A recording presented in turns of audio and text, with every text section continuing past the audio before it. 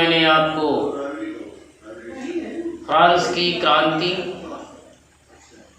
और उसका परिणाम और प्रभाव के बारे में आपको बताया था। उसी क्रम को आगे बढ़ाते हुए आज हम और आप फ्रांस की क्रांति के बाद क्या हुआ, उसके प्रभाव एवं परिणाम के बाद क्या हुआ, इसके बारे में अध्ययन करेंगे। मेरे बच्चों, फ्रांस की क्रांति हुई। क्रांति के राजनीतिक, आर्थिक, सामाजिक, धार्मिक इस परिणाम के बारे में आपने जाना।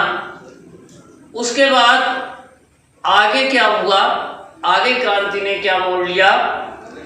तो आपका अगला जो चैप्टर आया वो है फ्रांस संवैधानिक राजतंत्र बना।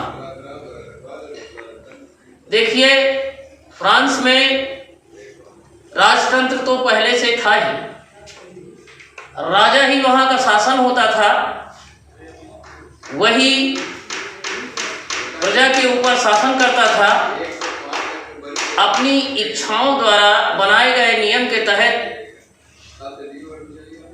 शासन चलाता था। लेकिन जब ये क्रांति हुई और क्रांति ने तमाम नए तत्वों को जन्म दिया, तो उसमें एक तत्व आया संवैधानिक। तो जो राजतंत्र वो फ्रांस में बना वो पहले तो बगैर संविधान के था, लेकिन बाद में क्रांति के बाद जब उसका रूप सामने आया तो वो संवैधानिक हुआ।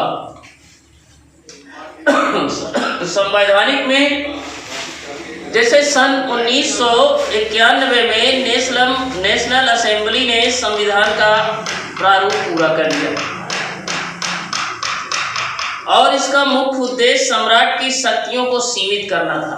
यानी जो प्रारूप बनाया गया उसका उद्देश्य क्या था कि जो सम्राट की असीमित शक्तियां हैं उनको सीमित किया जाए। एक व्यक्ति के हाथ में केंद्रीकृत होने के बजाय अब इन शक्तियों को विभिन्न संस्थाओं के हाथ में देने का प्रयास किया गया।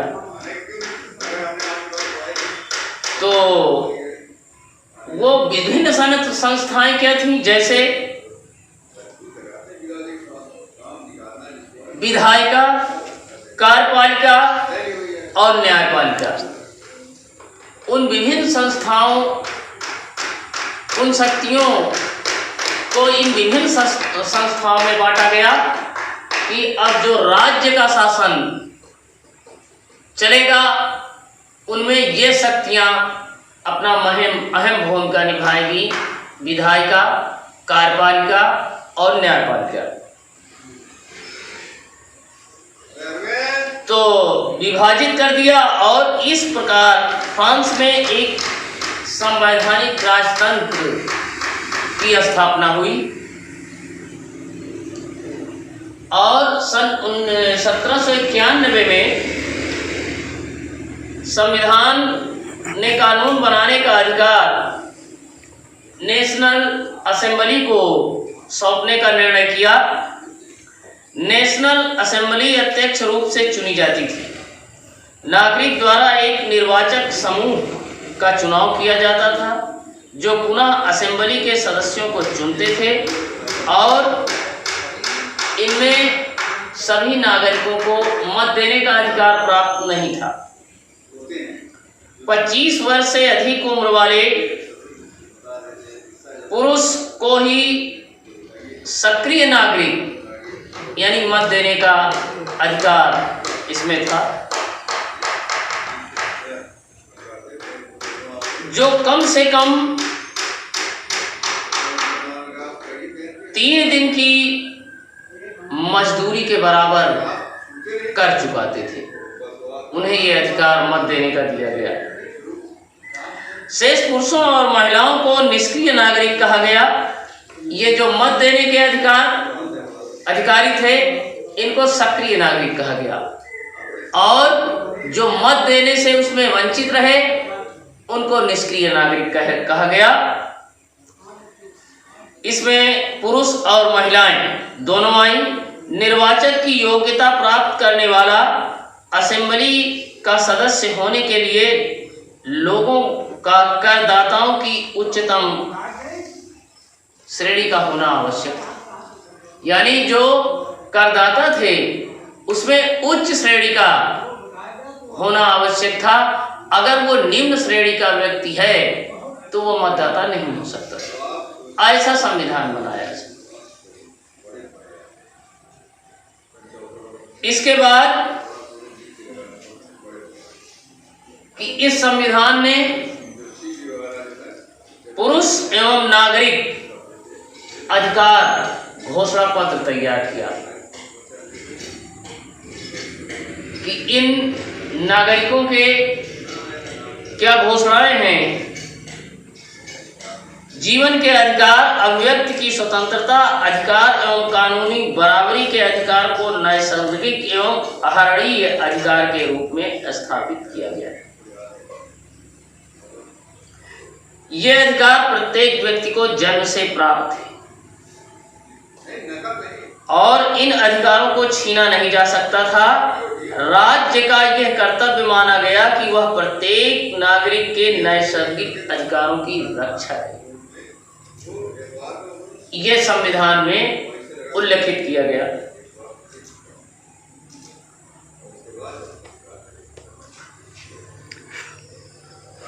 इसी पर एक पत्रकार थे जयपाल मारा। जयपाल मारा ने अपने अखबार लामिदा पप्ल यानी जनता का मित्र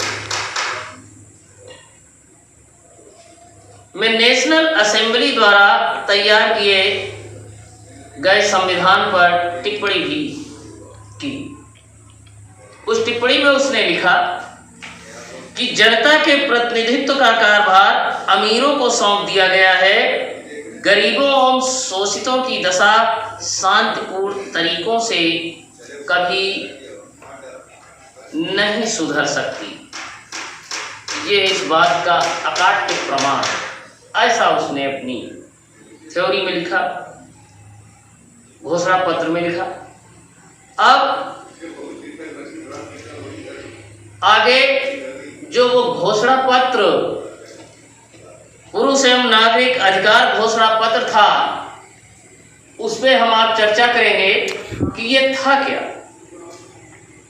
तो उस घोषणा पत्र में ये कहा गया, नंबर 1 कि आदमी स्वतंत्र पैदा होते हैं, स्वतंत्र रहते हैं और उनके अधिकार समान होते हैं। ये पहली बात कही गई। दूसरी बात ये कही गई कि हर एक राजनीतिक संगठन का लक्ष्य आदमी के नैसर्गिक एवं अहरणीय अधिकारों को संरक्षित करना है। ये अधिकार है स्वतंत्रता, संपत्ति, सुरक्षा, शोषण के प्रतिरोध यानी शोषण के विरुद्ध अधिकार। यानी इतने अधिकारों को संविधान में अहरणीय और नागरिक के रक्षा करने के अधिकार है। तीसरा जो घोषणा पत्र का अधिकार था, उसमें बताया गया कि समग्र संप्रभुता का स्रोत राज्य में निहित है। कोई भी समूह यह व्यक्ति ऐसा अनाधिकार प्रयोग नहीं करेगा जिसे जनता की सत्ता की स्वीकृति न मिली, ये कहा गया। चौथा है स्वतंत्रता का आशय ऐसे काम करने की शक्ति से है जिसमें औरों की हानि न हो।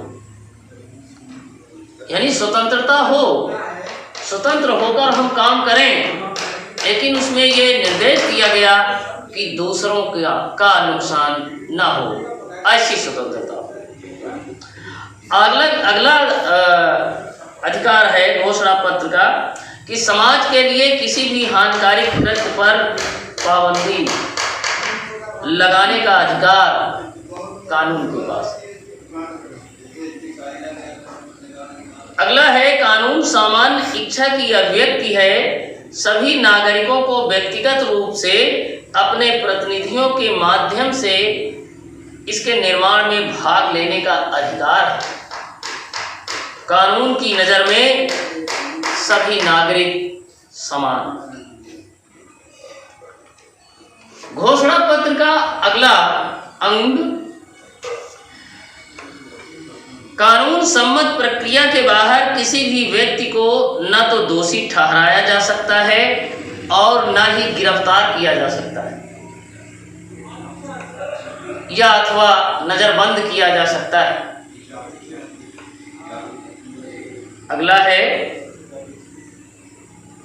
कि प्रत्येक नागरिक बोलने, लिखने और छापने के लिए आजाद है, लेकिन कानून द्वारा निर्धारित प्रक्रिया के तहत ऐसी स्वतंत्रता के दुरुपयोग की जिम्मेदारी उसी की।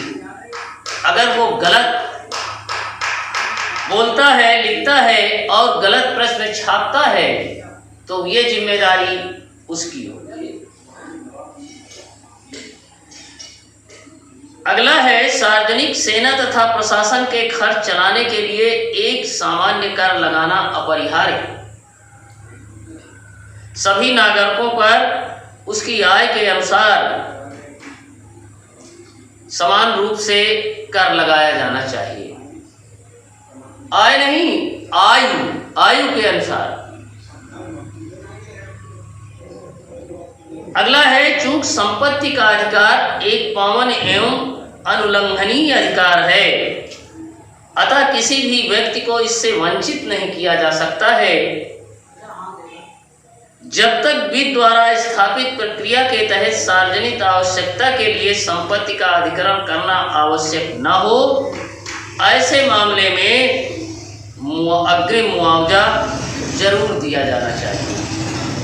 यह अधिकार दिया गया पुरुष एवं नागरिक अधिकार के घोषणा पत्र। तो इसके बाद उस अधिकार घोषणा पत्र के बाद राष्ट्रीय संविधान सभा में क्या प्रभाव पड़ा? तो संविधान के कार्यों ने विश्व में प्रजातंत्र का मार्ग प्रशस्त किया। एक प्रजातंत्र की नींव पड़ी। कुलीन वर्ग के विशेषाधिकार समाप्त हो गए इस अधिकार से। फ्रांस में स्वतंत्रता, समानता तथा बंधुत्व का युग शुरू हुआ। दास प्रथा का अंत हुआ। क्रांति के विरोधियों को क्रांतिकारी न्यायालय द्वारा मौत की सजा दी गई। ये हुआ राष्ट्रीय संविधान सभा का प्रभाव। और इसके बाद आपका अगला चैप्टर है फ्रांस में राजतंत्र का उन्मूलन और गणतंत्र की स्थापना, जिसमें चर्चा हम आप करते हैं।